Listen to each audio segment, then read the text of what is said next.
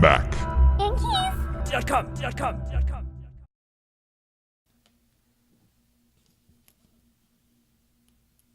This is an example of the majority of what the keys are on there, like this size right here.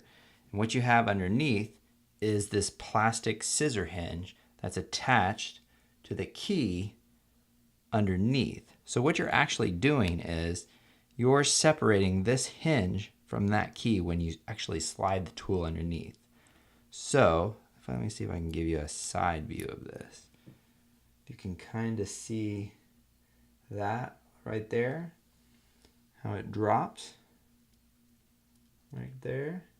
So what you're actually doing when you're separating the two is you're taking this tool and you're sticking it inside this little fold right here.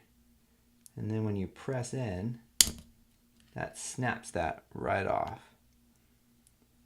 So that's why it's important to go in on the actual sides of it and to think that that fold will be somewhat centered in that key. So if you slide your toothpick, paper clip, or whatever it might be, think that you need to remain in the center of this key.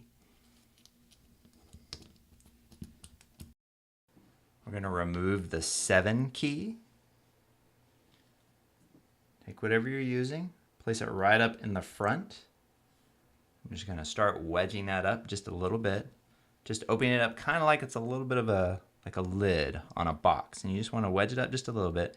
Now take your other tool, toothpick, paper clip, spudger, whatever you're using, put it just in on the side. Now you can remove this bottom one. Now what we're going to do is we're going to slide this across. And what we're doing is we're separating this key from the bottom bracket that's holding it underneath. And so before we slide it over, you want to take your finger and just hold it on the top. Now slide it over, and it should just separate right away like that. Now to remove the bracket, just take whatever you're using, wedge it in between the front area right there, and just use a little leverage, pop it right up, do the same thing on the bottom, and it should pop right out.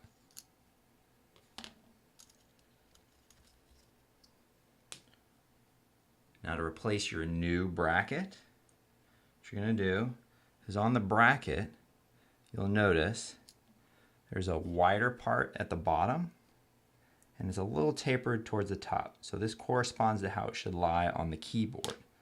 So let's start with the bottom first. There's 2 little pins down there that should kind of grab it. And I think I might have it twisted. Let's try that now. There we go. I had it the wrong direction. So now I'm just going to let go of it. It falls into place. Now push the top part until you hear a couple clicks. Now you've replaced your plastic bracket. Now take your new key.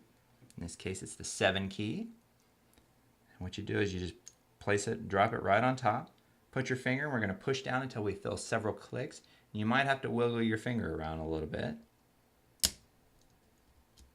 There you go. You've replaced your 7 key. Mac. Yankees.com.